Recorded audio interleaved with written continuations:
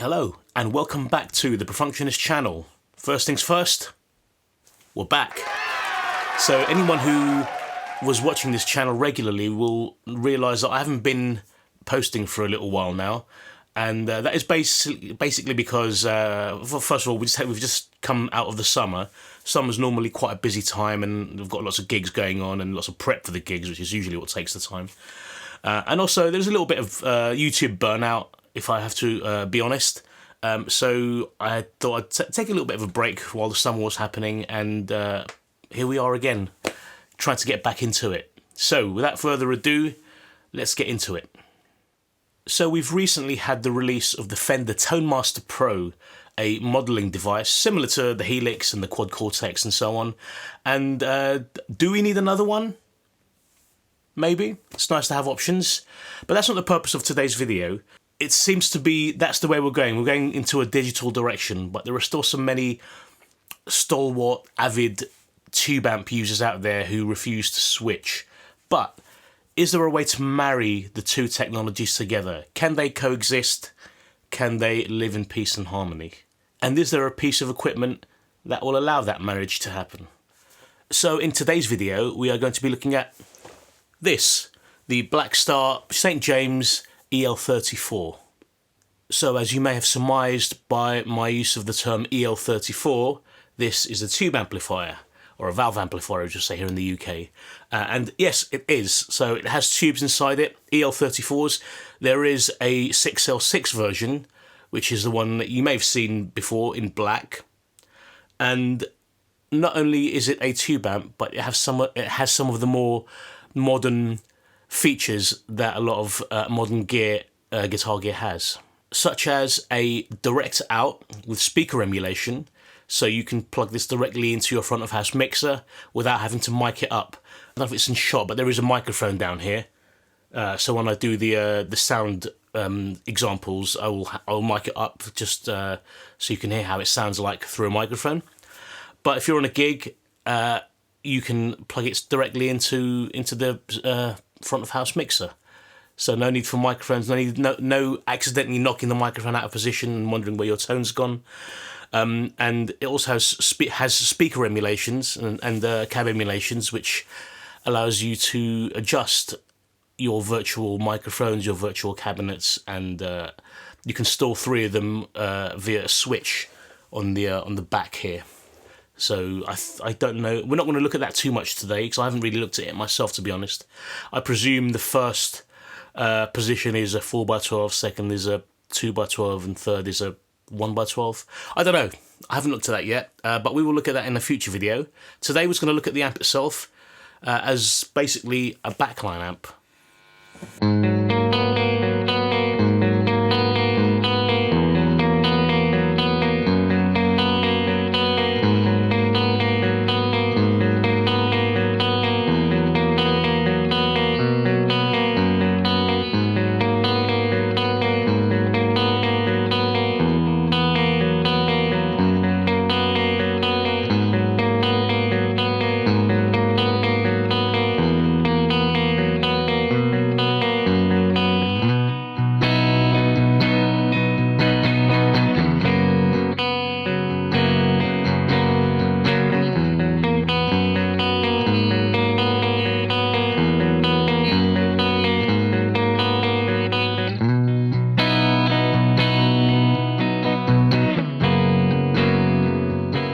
So if you're liking this content, or if at any point you like anything that you see or hear, please feel free to give this video a thumbs up. It really helps the channel out massively.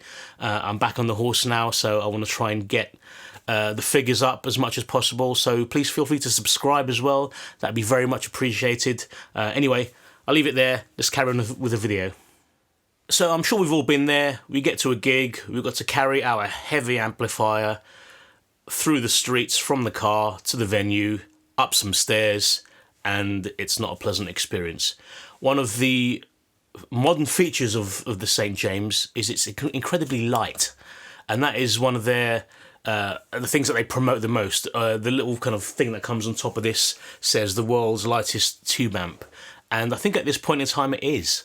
I've definitely been able to walk from the car to the venue carrying both of them in one arm each. And sure, it's not as easy as carrying a Quad Cortex in your gig bag or a Helix HX Stomp in your gig bag, but as tube amps go, it's really light, and it's really nice to not have to carry that weight around. The amp itself, being an EL34 tube amplifier, you'd probably think, oh, that's Marshall, it's a Marshall sound. Actually, no. To me, kind of sounds like a Fender, but apparently it's more voiced, more like a Vox. There are two channels on this amp. There's a clean channel, and that clean channel tends to stay very clean throughout the whole range of gain. And the drive channel it gets reasonably driven, but not particularly gainy. But it does go through the range of from clean to edge of breakup to basically kind of reasonably crunchy, and that's what I wanted. I wanted that kind of in-between sounds. The 6L6 version, the black one, is basically the clean channel is meant to be the same, but the dirty channel is full-on gain from the get-go, and just, you know, a range of full-on gain. But I wanted kind of more edge of breakup sounds for that kind of bluesy thing, and then I can always add pedals to it afterwards. So that's kind of how I wanted to use it, which is why I got this one over the 6L6 version. I've currently got it set to maximum because that's just kind of how I like it on this amp. It's not the highest gain amp, but that's not why I bought this amp. So if you like your kind of rock and blues and you're not getting into anything too heavy, the drive in here is fine. But let me play it and see what you think.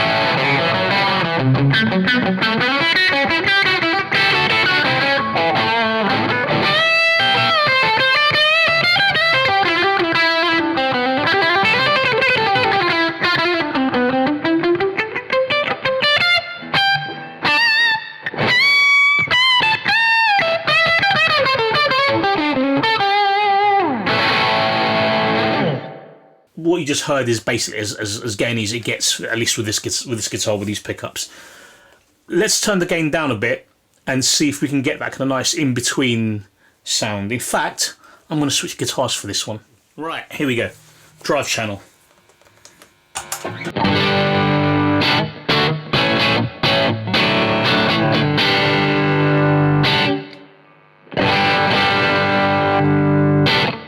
Gain on full, let's turn the gain down.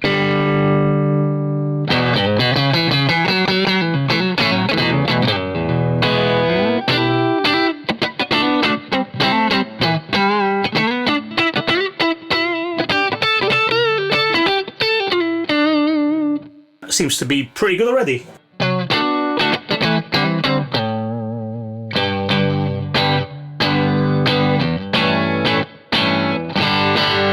So this is a nice clean sound for me. This is the kind of clean sound I like, where it's not pristine and it's slightly more, it's got a little bit of dirt, a little bit of grit to it.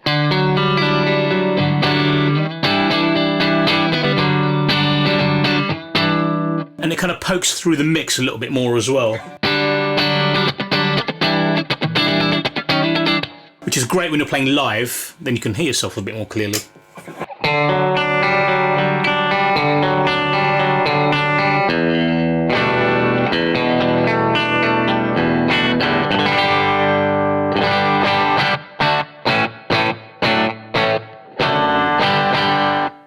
When you look at the knob configuration, you'll notice that it has, or both channels have, a shared EQ. However, because I've had issues with shared EQs before, where I get a nice clean sound, but when I go to my drive sound, I need to readjust it, and then if I go back to my clean sound, you can see the dance that has to be done there.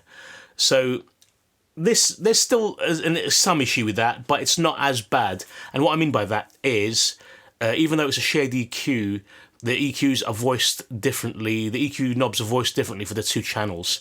Let me take the reverb, for example. So have you ever had it where you've got a nice lush reverb for your clean sounds on an amp with a shared reverb, and then you switch to the drive channel and you're just drowning in reverb. It's just too much for a drive channel. What this does, it's basically got two reverbs which are set differently depending on which channel you are using. So you're not going to be drowning in reverb when you switch from your lush clean reverb to your drive channel.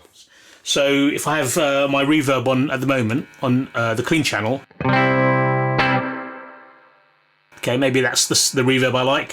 When I switch to the drive channel, it will be a different reverb essentially, and it won't be as strong. So here's the clean again. Here's the drive. Turn that off for a second.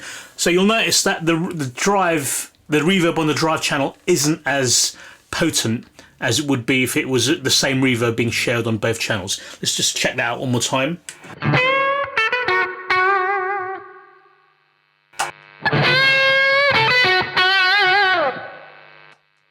It's a lot more usable. We like that. Let's turn the reverb up a bit.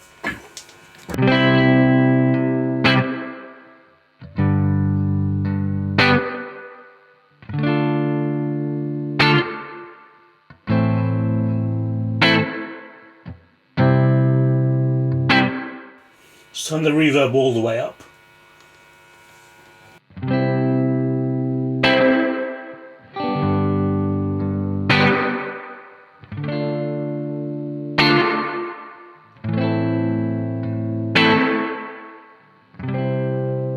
The drive channel itself also has a boost. It's a clean boost. I believe it's 10 dB going into the front of it. So if you need that extra oomph, you can click on the boost. In the drive channel, which we're currently on, which you can see with the orange light here, there is also a boost, which I'm going to control from the foot switch, and it is a pre-boost, so it is kind of basically pushing the front end a bit more as opposed to a post-boost, which just basically make it louder. So let's check it out. So here's just the drive channel, no boost. With the boost.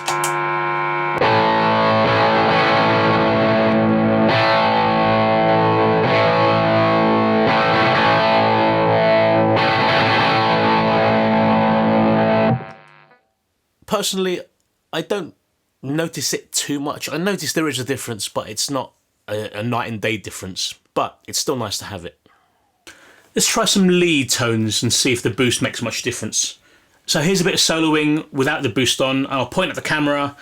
I will put a message on the screen when it's on. Maybe both, because I need to tell myself when I'm turning it on as well. All right, here we go, without.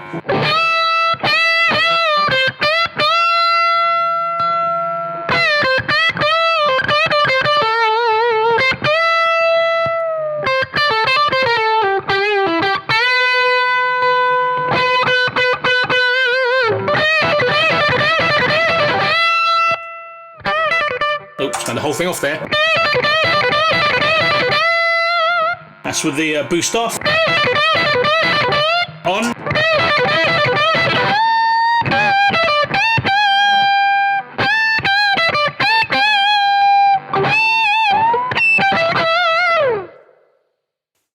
So you'll notice on the right hand side there's two switches. You've got your on-off switch and you have your standby / on switch, which is kind of normal for a tube amp.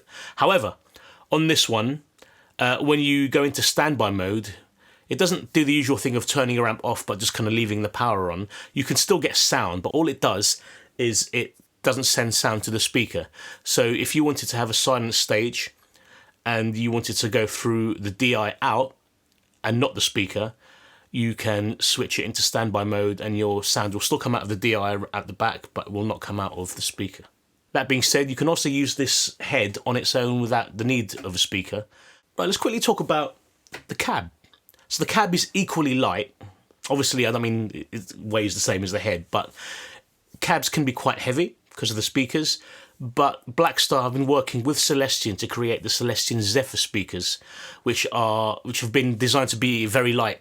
And the actual cabinet itself has been designed to be very light as well. And you do notice that when you're carrying it, and it is lovely to not have to carry that weight around. But the tone is still really good. It's still really nice. So you're not sacrificing any tone by making the whole thing lighter, by making the cab lighter. The Zephyr speakers, in case you're wondering, are not neodymium, because I know a lot of people don't like the sound of neodymium speakers. They've been designed from the ground up. I don't know exactly what they've done to make it sound the way they do, but they are based on Celestial greenbacks. Okay, so let's talk about volume. We're in 50 watt mode at the moment, so what I'm going to do is I'm going to play in 50 watt mode at the volume, which is, you know, reasonably loud. I've only got the master volume set to about 9 o'clock at the moment, so it's not massively loud. It's kind of loud where I am sitting right next to the amp. But obviously for you guys, I'll bring the volume down. But you can hear a comparison between the different levels of volume. So we got 50 watt, we got sag, and we got 2 watts. So here's 50 watts. Oh, let's turn the volume up first. So here's 50 watts.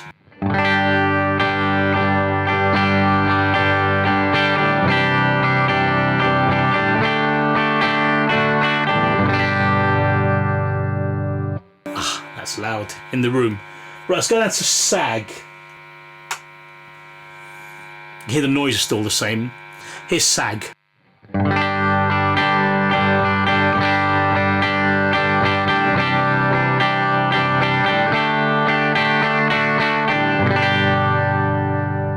Here's 2 watts.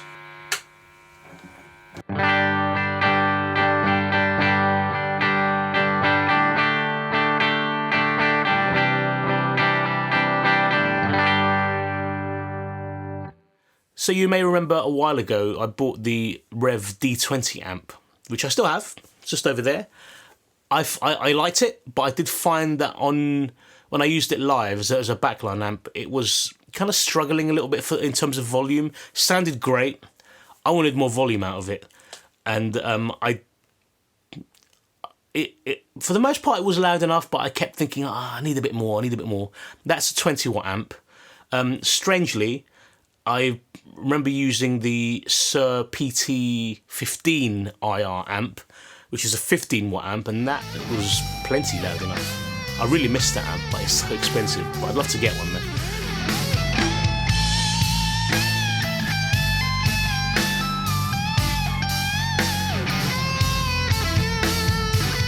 That amp was lovely, and it seemed a bit louder than the D20. So I guess it depends on what music you're playing. If you're just doing kind of like maybe funk, R&B, maybe even blues, you should be fine. But for the rock stuff, for the heavier stuff, I found the D20 wasn't quite loud enough. So I wanted a bit more available to me in case I needed it. This amp is a 50 watt amp. You can actually switch it from 50 watts to 2 watts. And there's one in the middle called sag, which is meant to emulate the tube amps kind of having that kind of sag feel to them, which, to be honest, I'm not too conversant with. Speaking of those other amps that I mentioned, one of the important parts of an amp is the transformer.